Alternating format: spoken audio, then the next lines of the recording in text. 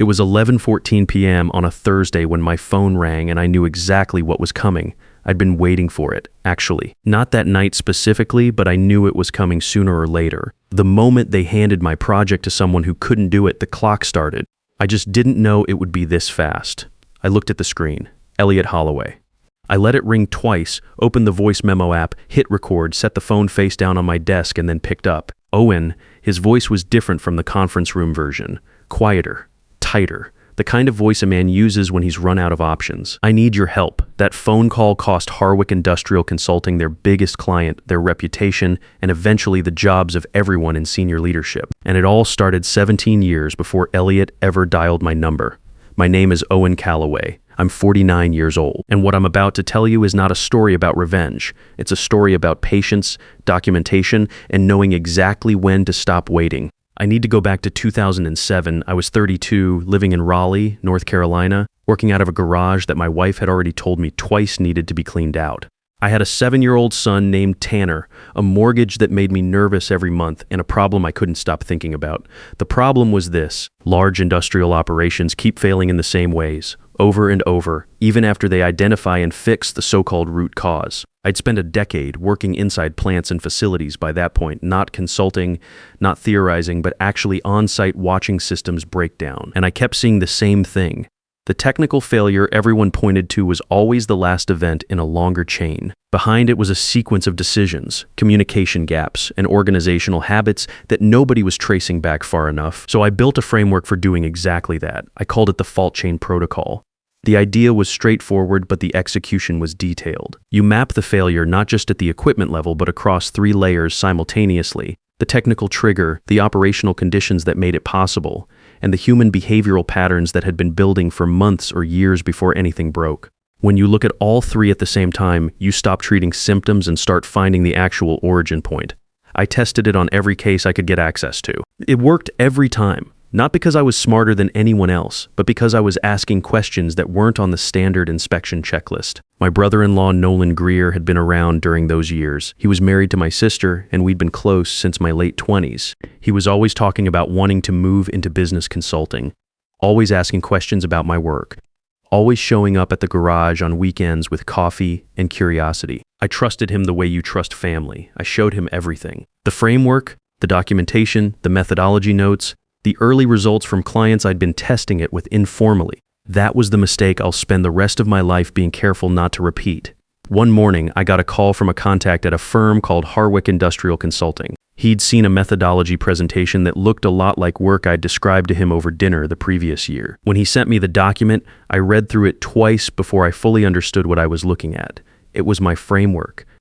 Renamed, reformatted, with Nolan's name attached as the developer. He had taken every document I'd shared with him, plus copies I didn't know he'd made, and sold the entire package to Harwick for one-time $6 million. I had no formal IP filing, no written partnership agreement, nothing on paper that said clearly, "This is mine, I built it, nobody else has the right to sell it." I was 32 years old with a 7-year-old kid, a mortgage, and no money for an IP attorney. Nolan had already taken the payment and started disappearing from family events. By the time I understood the full picture, the deal was done and he was gone.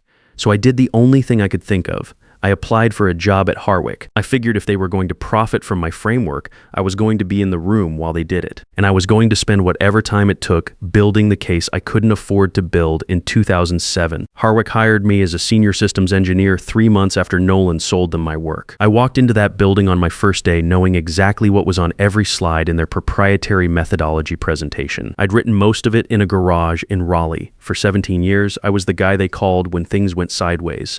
Not when a project was running smoothly, not when a client wanted a polished quarterly review, when a facility couldn't figure out why the same failure kept repeating, when a project was hemorrhaging and the lead consultant was out of answers.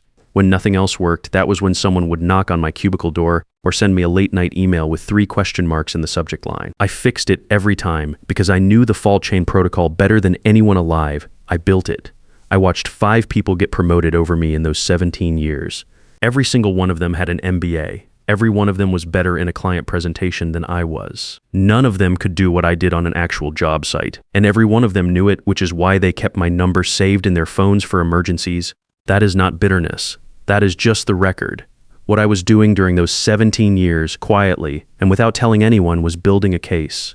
I kept every email I'd ever sent that referenced the protocol, every report I'd filed with my name and a timestamp, every client communication where I'd explained a methodology decision in my own words. I kept printouts of internal presentations where my analysis was used without credit. I photographed original notes from my garage, documents that predated Harwick's existence by months, and stored copies in 3 different places. I also tracked down former clients from before Harwick, people I'd worked with informally in 2006 and 2007, before any of this happened, who remembered the framework and remembered where it came from. For the first 15 years, I did this on my own, collecting and storing, without a clear plan, just the instinct that someday I was going to need all of it. Then 2 years ago, I sat down with an IP attorney, and we spent those 2 years organizing everything into a formal file, a complete documented claim with supporting evidence, legal analysis, and a timeline that was difficult to argue with. North Carolina is a one-party consent state. Any phone call you're a participant in, you can legally record without telling the other person. I had been aware of that fact for a long time. I was not in a rush. I had learned to be patient. I was waiting for the right moment, and I had a pretty good sense of what that moment was going to look like when it arrived. It arrived when Harwick landed Hargrove Energy. Ray Hargrove had built his company from a 2-truck pipeline operation into an $8 billion energy infrastructure firm over 30 years. 2 of his facilities had experienced serious operational failures in the previous 18 months. One of them had made national news. He needed someone to find the real cause, not the insurance report version, not the PR answer, the actual root of the problem and how to make sure it never happened again. His team had done their research. They'd heard about Harwick's fault chain methodology and asked specifically for the firm's most experienced practitioner. Everyone at Harwick knew who that was. There was not a single person in that building who would have disputed it. Managing Director Paige Holloway called me into her office on a Tuesday morning. I walked in expecting to discuss the Hargrove engagement. Instead, she introduced me to her son. She did not phrase it that way. She said, "Owen, I want you to meet Elliot Holloway. He'll be leading the Hargrove project." Elliot was 33, fresh haircut, firm handshake, MBA from Wharton, and he had Paige's same way of looking at you like the conversation was already wrapping up. The Holloway name was right there if anyone wanted to notice it. Most people at Harwick had already noticed it a long time ago. Given the scale of this client, Paige continued, "We need someone with the right leadership profile for an engagement at this level." She said it without any hesitation, as if credentials and leadership profile were the same thing as knowing how to find a failure chain inside a $2 billion pipeline operation. I looked at Elliot. He gave me the collegial smile of a man who had already stopped paying attention.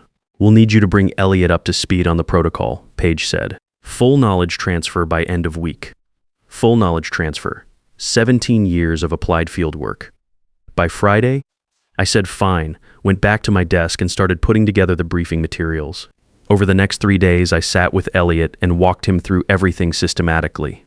He took notes, asked surface-level questions, and absorbed it the way someone absorbs information they plan to present rather than use. At the end of our last session, he gathered up the folders, thanked me for what he called a solid foundation, and told me he appreciated the help foundation. I had given him the whole structure and he was calling it a foundation. He flew to Houston the following Monday. I sat at my desk, answered emails about a routine pipeline inspection in Ohio, and waited. Thursday night, 11:14 p.m., my phone lit up on the desk. Elliot Holloway. I had been sitting in my home office going through some old files, not doing anything in particular, just the kind of quiet evening you have when you know something is coming, but you don't know exactly when. I looked at the screen for 2 full rings. Then I opened the voice memo app, hit record, set the phone face down, and picked up. "Owen." The boardroom version of Elliot was gone. This was a different person. "I need your help." "What's going on?" "The client is not happy." He paused. I could hear him choosing words carefully, which told me the situation was worse than what he was about to say.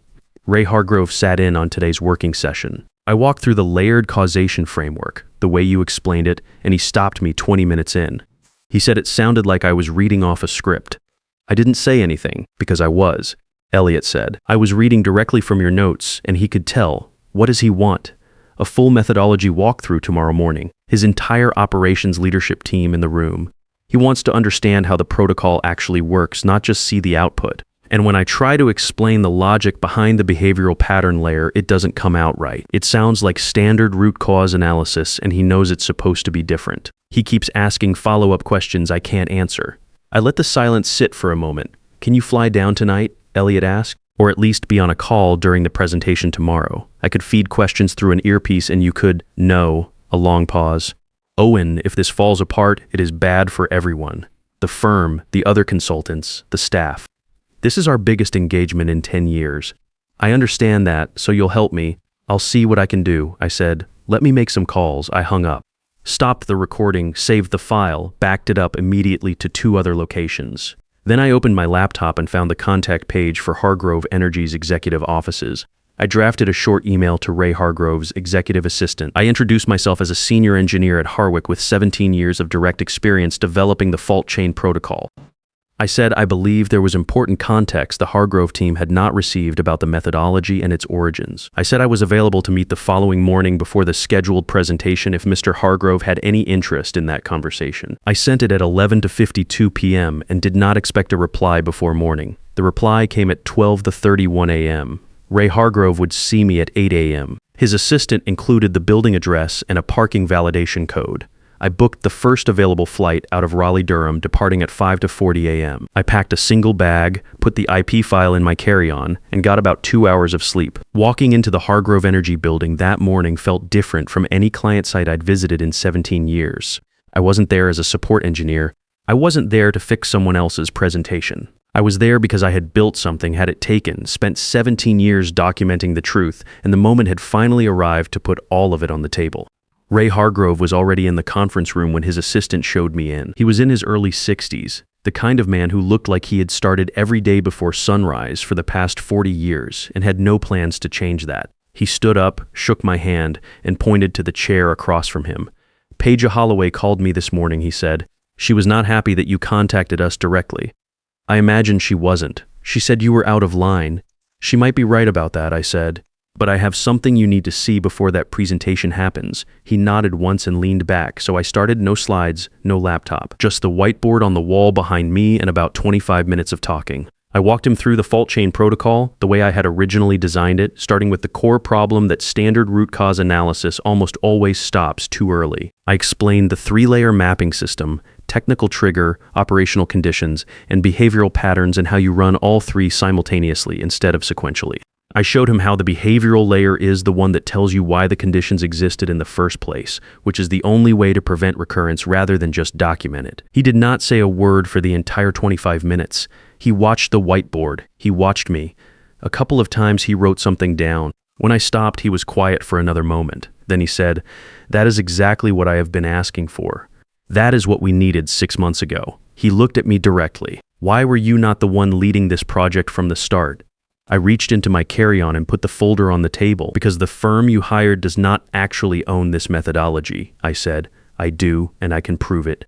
Ray Hargrove looked at the folder on the table. Then he looked at me. He did not reach for it immediately, which told me he was the kind of man who thought before he moved. "Walk me through it," he said. So I did. I started with 2007, the garage in Raleigh. The original methodology notes, handwritten, dated, with early client case references that predated Harwick's existence by several months. I showed him photographs of those documents. The originals were in a fireproof box at my attorney's office. I showed him emails from 2006 and early 2007 where I had described the framework to colleagues and potential clients before Nolan Greer ever knew what it was. I had 3 signed statements from people I had worked with informally during that period, all of them confirming the timeline. Then I showed him the transfer chain. Nolan had sold a package of documents to Harwick in late 2007. My IP attorney had spent 2 years tracing that transaction and comparing the materials against my originals. The conclusion was straightforward. Harwick had purchased intellectual property from a man who had no legal ownership of it and no right to sell it. Ray Hargrove went through each section without rushing. He asked 2 or 3 precise questions. He was not a man who performed being impressed, but I could see him recalibrating as he read. "You've been sitting on this for 2 years?" he asked, meaning the formal file. "I've been building the underlying evidence for 17. The last 2 years I spent with an attorney putting it into a form that could actually be used. And you chose now to use it. You asked for the most experienced practitioner in this methodology. That's me." When Harwick gave the project to someone who'd been briefed on it for 3 days, I decided the moment had arrived. He closed the folder and picked up his phone. He called his general counsel into the room. I sat there while Ray explained the situation in about 4 sentences. The general counsel, a woman in her 50s who clearly had heard a lot of surprising things in her career and had trained herself not to show it, looked at the folder and then at me and asked if she could make copies. I said yes. The 9 a.m. presentation did not happen.